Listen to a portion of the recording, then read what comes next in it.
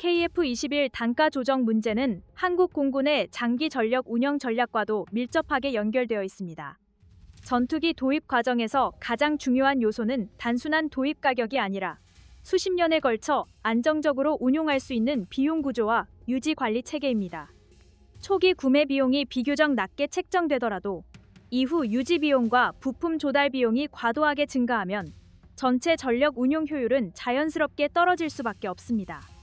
이런 점에서 단가 조정은 단기적인 부담보다는 장기적인 안정성을 고려한 현실적인 선택으로 해석할 수 있습니다.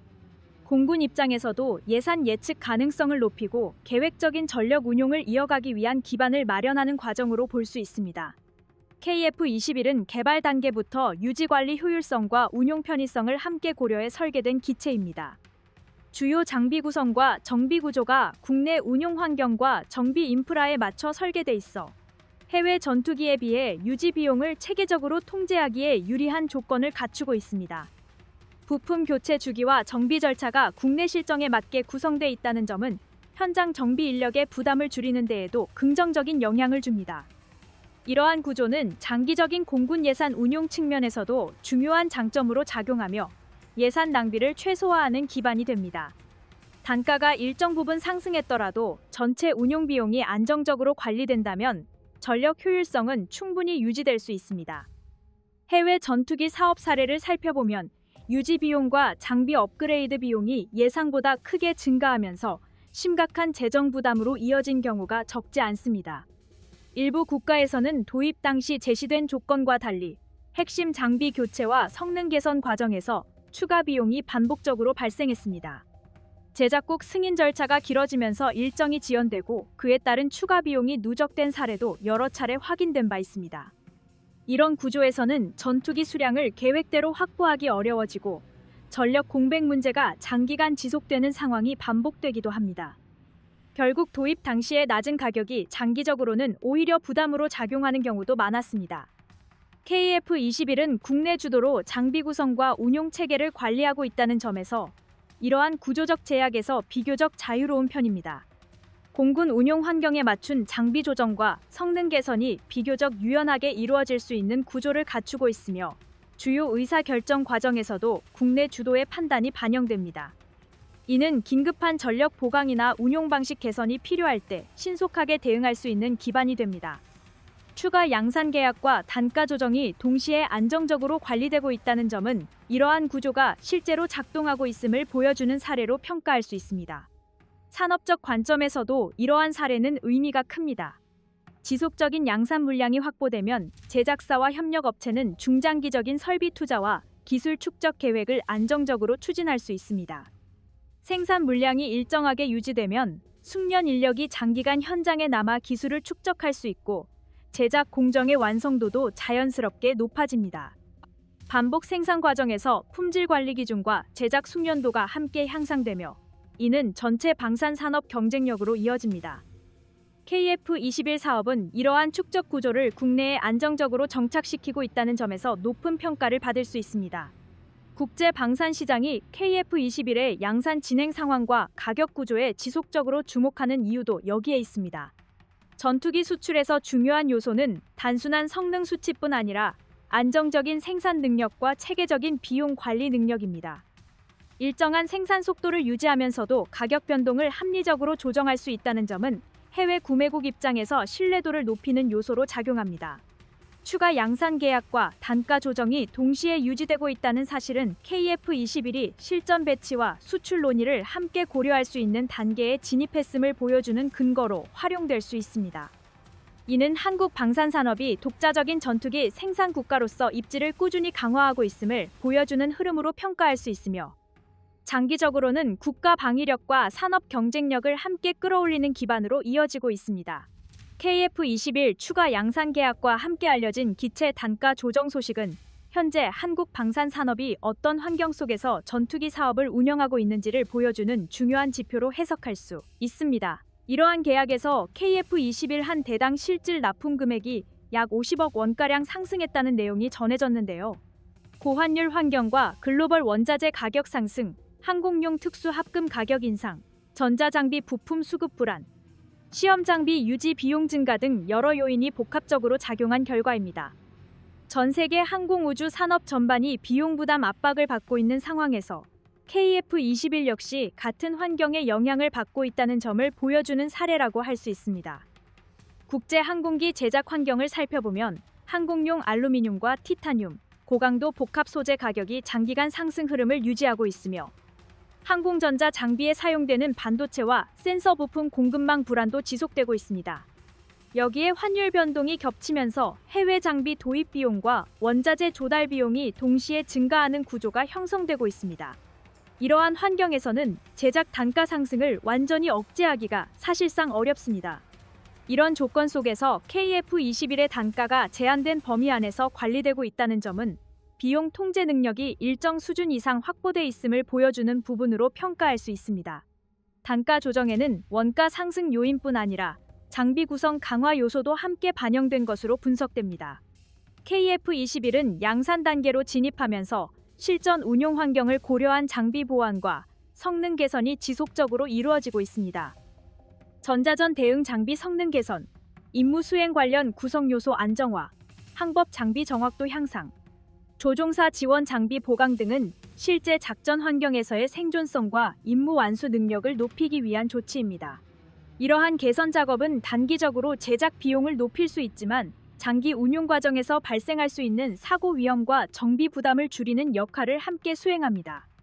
이러한 계약이 주목받는 이유는 단가가 상승했음에도 불구하고 전체 사업 구조가 흔들리지 않았다는 점에 있습니다. 일부 해외 전투기 사업에서는 초기 계약 이후 제작비가 급격하게 증가하면서 추가 물량 확보가 중단된 사례도 존재합니다. 제작 일정 지연과 성능 보완 작업이 반복되면서 단가가 통제 범위를 벗어나고 결국 도입 국가가 물량 축소를 선택하는 상황도 여러 차례 발생했습니다. 이런 구조에서는 공군 전력 구성 자체가 불안정해지고 장기 운용 전략에도 지속적인 부담이 누적됩니다. KF-21은 이러한 사례와 다른 흐름을 유지하고 있습니다. 단가 조정이 이루어진 상황에서도 추가 양산 계약이 정상적으로 유지되고 있으며 전체 사업 일정과 물량 계획도 큰 변화 없이 관리되고 있습니다. 제작사와 방위 당국이 비용 관리와 품질 유지를 동시에 고려하며 사업을 운영하고 있다는 점이 실제 계약 구조에 반영되고 있다는 의미로 해석할 수 있습니다. 단기적인 가격 변화보다 장기적인 전력 안정성과 산업 경쟁력을 우선하는 구조가 일정 수준 정착됐다고 평가할 수 있습니다. 이러한 단가 조정은 국내 방산 산업 전반의 성숙도를 보여주는 지표로도 볼 수 있습니다. 원가 구조 관리 능력, 생산 효율 개선 경험, 협력 업체와의 공급망 조정 능력이 충분히 축적되지 않으면 이런 조정 과정에서 사업 자체가 흔들릴 가능성이 높습니다. KF-21은 비교적 안정적인 조정 과정을 거치며 양산 체계를 유지하고 있다는 점에서 국내 항공우주 산업의 관리 역량과 기술 축적 수준이 크게 성장했음을 보여주는 사례로 평가할 수 있습니다. 또한 이러한 계약은 국내 방산 기업들이 국제 가격 경쟁 환경 속에서도 일정 수준의 가격 경쟁력을 유지하고 있다는 점을 간접적으로 증명하는 사례이기도 합니다. 해외 주요 전투기 사업과 비교했을 때 KF-21은 성능과 운용 효율을 고려한 종합비용 구조에서 충분한 경쟁력을 확보하고 있다는 평가를 받고 있습니다. 이는 단기간에 만들어진 결과가 아니라 장기간에 걸친 연구개발 투자와 생산 경험 축적의 결과라고 볼 수 있습니다. 이러한 흐름은 향후 수출 논의 과정에서도 중요한 신뢰 요소로 작용할 가능성이 높습니다. 특히 경량 스텔스 무인기 KUS-LW는 날카로운 형상과 함께 KF-21과 동일 계열의 전파 흡수 소재, 전파 흡수 구조를 적용해 넓은 주파수 영역에서 탁월한 저피탐 능력을 보여줄 것으로 예상됩니다. 개발 목표 역시 초기형 F-35A에 준하는 수준을 1차 기준으로 설정해 그 자체로 상당히 공격적인 성능을 지향하고 있습니다. 그러나 이 같은 소식은 주변국 모두에게 환영받는 것은 아닙니다. 특히 중국은 한국이 독자적인 스텔스 무인 전투기 양산 능력을 확보했다는 점에 강한 우려를 드러내고 있으며 일부 중국 군사 매체에서는 사실상 경계 태세에 들어갔다는 분석까지 나오고 있습니다. 중국 입장에서는 기존 방공망으로 탐지가 어려운 기체가 한국에서 본격적으로 개발되고 있다는 점이 부담으로 작용할 수밖에 없습니다. 최근 국방과학연구소가 발표한 자료는 이러한 흐름을 더욱 분명하게 보여줍니다. 한국 공군이 스텔스 무인 전투기의 핵심 개발을 진행 중이며 이미 첫 비행까지 순조롭게 성공했다는 사실을 공식적으로 공개한 것입니다. 이는 KUS 개발 일정이 구체적으로 확정됐다는 뜻이기도 하며 예상보다 훨씬 빠른 시점에 KF-21과 함께 협동 임무를 수행할 신형 무인 전투기를 실제로 보게 될 가능성이 크다는 것을 의미합니다. 사실 한국군의 무인기 기술 축적은 하루아침에 이루어진 것이 아닙니다. 지난 10년 이상 각종 작전형 UAV에 꾸준히 투자하며 실질적인 성과를 축적해왔습니다. 그 결과 대한민국의 국방력은 이제 과거와 비교조차 어려울 정도로 크게 향상됐고 동아시아에서 독보적인 수준을 넘어 유럽 주요국과도 대등한 기술력을 갖춘 국가로 평가받고 있습니다. 지상, 해상, 공중 전력 모두에서 첨단 무기들이 연이어 공개되고 있으며 방산 기업들은 매년 신기록에 가까운 수출 실적을 내며 국제시장에서 존재감을 확대하고 있습니다. 실제로 어느 해에는 단 1년 동안 러시아를 제치고 세계 2위권 수출 실적을 기록하는 성과도 있었습니다. 초창기 KF-X 사업이 막 추진되던 시기만 해도 한국형 스텔스 무인 전투기는 극비리에 진행되는 장기 연구에 가까웠습니다. 하지만 기술 발전 속도가 예상보다 훨씬 빨라지면서 스텔스 코팅 기술, RCS 감소 설계, 기체 형상 등 여러 요소가 공개되기 시작했고 무려 9,000파운드급에서 0파운드급 터보팬 엔진을 자체 개발한다는 내용까지 한화에어로스페이스가 직접 언급하면서 이 프로젝트는 더 이상 이론이 아닌 실체로 자리 잡게 되었습니다. 미국 군사 전문 매체 디펜스 뉴스는 미국산 무인 전투기 개발 사례와 비교하며 한국 KUS 무인 전투기 같은 체계적인 개발 계획이 아시아에서 새로운 독자 플랫폼으로 자리 잡고 있다고 평가했습니다. 또한 한국에서 열린 항공우주 시스템 심포지엄에서는 국방연구소가 개발 중인 차세대 무인기에 대한 정보를 공개하며 유인 전투기와 편대 비행이 가능한 무인기를 개발하려면 스텔스 무장창과 고도화된 항전 장비가 필수적이라고 강조했습니다. 미국 언론이 언급하듯 차세대 스텔스 전투기는 기존과 완전히 다른 제작 운용 방식이 필요할 정도로 개발 난도가 매우 높습니다. KF-21 전투기에는 A사 레이더, EO-IR 체계, 전자전 장비 등 공대공 미사일 운용에 필요한 핵심 장비가 국산화되고 있으며 공대공 중장거리 미사일 역시 개발이 진행되어 향후 KUS 무인기에 탑재될 예정입니다. 그러나 가장 큰 과제는 전투기 생산 라인 관리입니다. KF-21 한 대가 KUS 세대를 조종할 수 있는 구조이기 때문에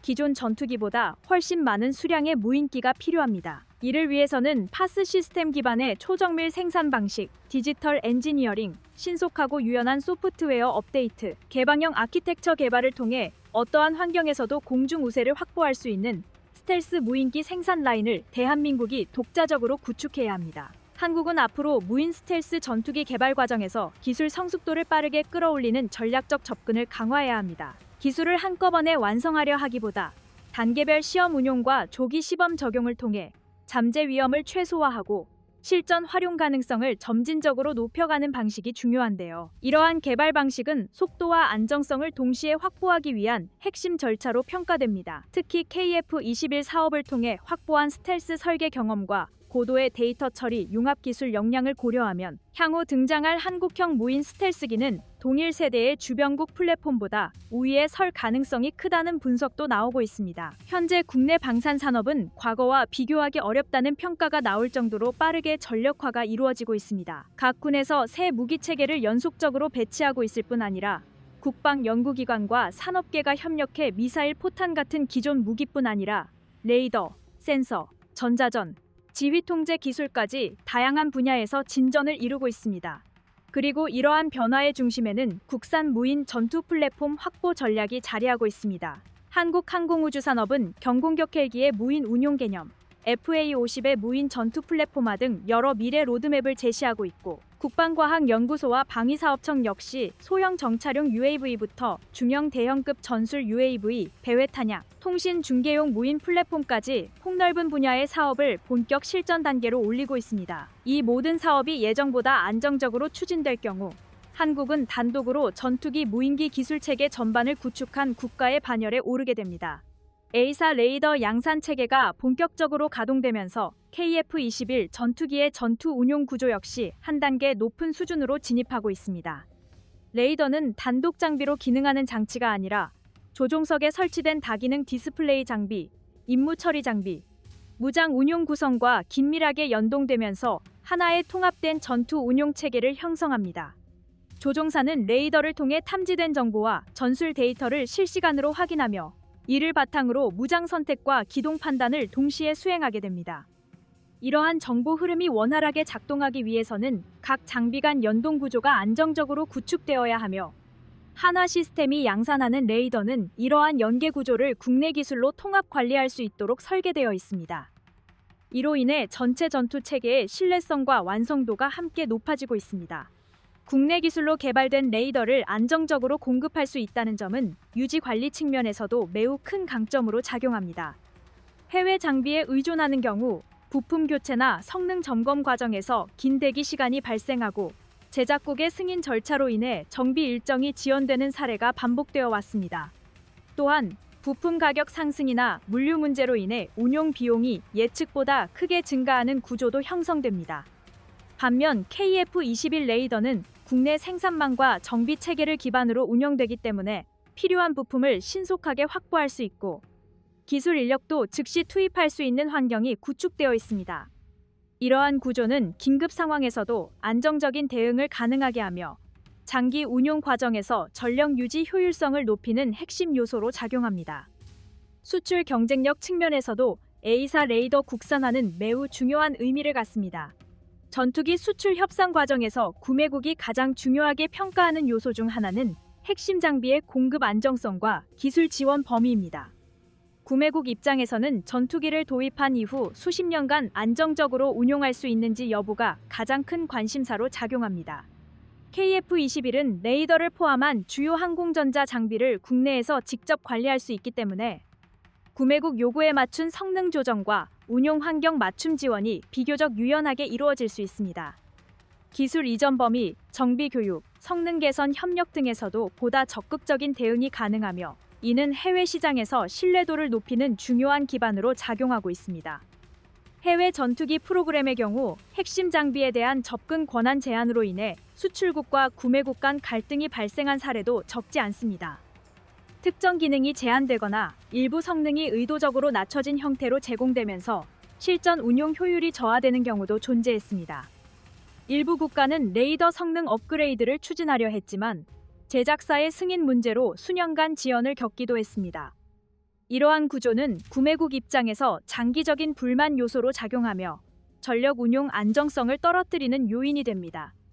결국 전투기 성능보다 계약 구조가 전력 수준을 제한하는 상황이 발생하게 됩니다. KF-21은 이러한 문제를 구조적으로 최소화한 형태로 개발되고 있습니다. 레이더 설계와 운용 기술이 국내에 축적되어 있기 때문에 향후 성능 개선과 기능 확장 과정에서도 국내 주도로 판단과 결정이 이루어질 수 있습니다. 위협 환경 변화에 따라 탐지 방식과 신호 처리 구조를 조정하거나 새로운 무장과의 연동 기능을 추가하는 과정에서도 자율적인 대응이 가능합니다. 이는 단순한 기술 확보를 넘어 전투기 운용 주권을 실질적으로 확보하는 기반으로 평가할 수 있습니다. 공군이 필요로 하는 방향에 맞춰 장비 구성을 발전시킬 수 있다는 점은 매우 큰 전략적 자산으로 작용합니다. 산업적 측면에서도 A사 레이더 양산은 매우 큰 파급 효과를 만들어내고 있습니다. 반도체, 소재, 정밀 가공, 고속 신호 처리, 소프트웨어 분야에 이르는 다양한 협력 업체들이 함께 참여하면서 국내 첨단 제조 생태계가 안정적으로 성장하고 있습니다. 중소 중견 기업들도 핵심 부품 공급망에 참여하면서 기술 수준을 끌어올리고 있으며 이러한 경험은 향후 다른 방산 장비 개발에도 활용될 수 있습니다.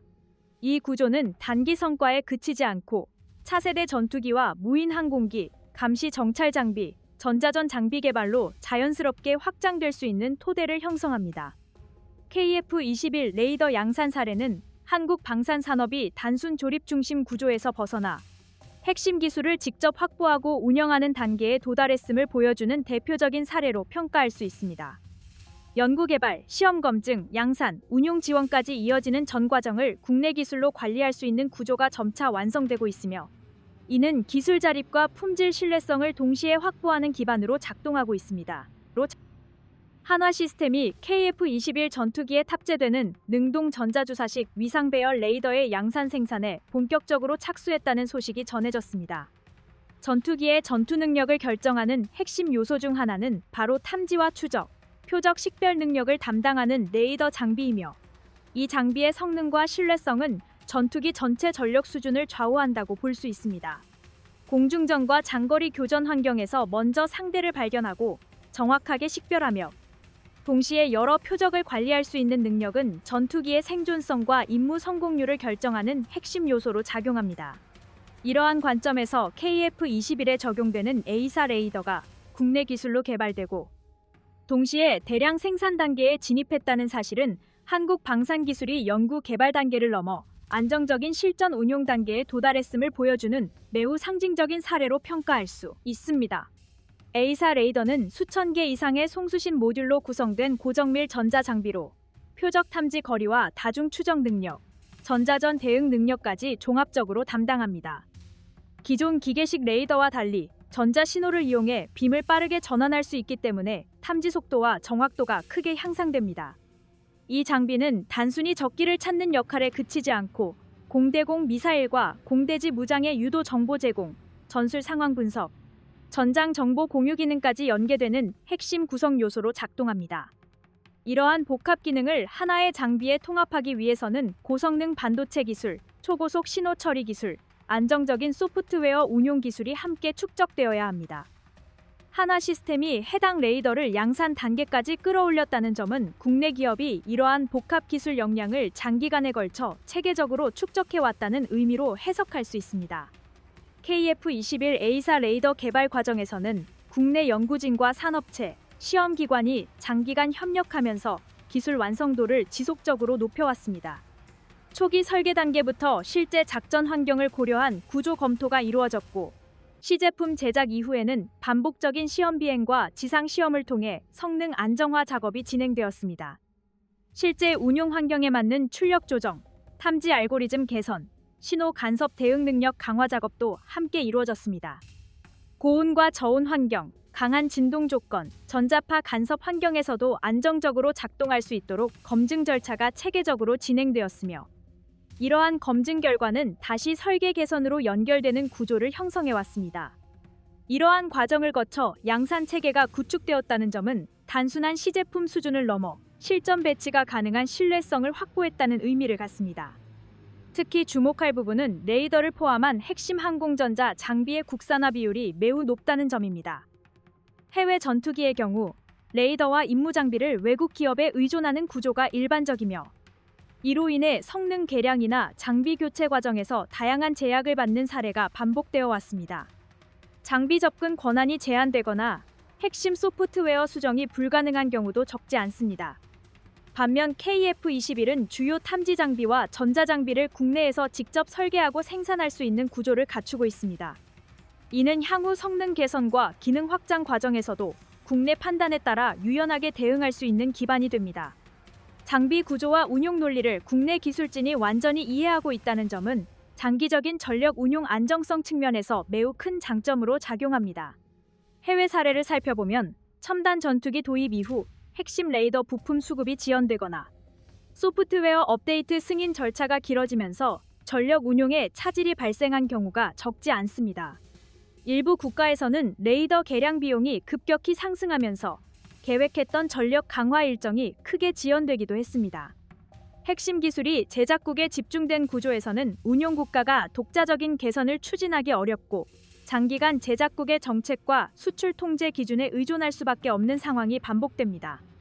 이러한 구조는 전력 자율성과 방위 주권 측면에서 지속적인 부담 요인으로 작용해 왔습니다. KF-21 A사 레이더 양산 착수는 이러한 구조적 한계를 국내 기술로 극복하고 있다는 점에서 높은 평가를 받을 수 있습니다. 자체 생산 체계를 통해 안정적인 물량 공급이 가능해지고 부품 관리와 성능 유지 체계도 국내 환경에 맞게 운영할 수 있습니다. 긴급 정비나 성능 보완이 필요한 상황에서도 신속한 대응이 가능해지며 이는 전투기 가동률 유지와 전력 안정성 확보에 직접적인 도움이 되는 요소로 작용합니다. 장비 운영 전반을 국내에서 통제할 수 있다는 점은 실질적인 전력 주권 확보로 이어지고 있습니다. 또한 양산 체계 구축은 단순한 생산 확대를 넘어 기술 축적과 품질 관리 능력 강화로 이어집니다. 반복 생산 과정에서 발생하는 데이터와 현장 경험은 설계 개선과 성능 향상으로 다시 환류되며 전체 장비 완성도를 지속적으로 끌어올리는 기반이 됩니다. 생산 공정의 자동화 수준 향상, 검사 체계 고도화, 불량률 감소 노력 역시 함께 축적되고 있습니다. KF-21 레이더 생산 과정에서도 이러한 선순환 구조가 점차 자리 잡고 있다는 점은 국내 방산 산업이 단순 제작 단계를 넘어 고신뢰 첨단 장비 생산 체계로 발전하고 있음을 보여주는 중요한 지표로 평가할 수 있습니다.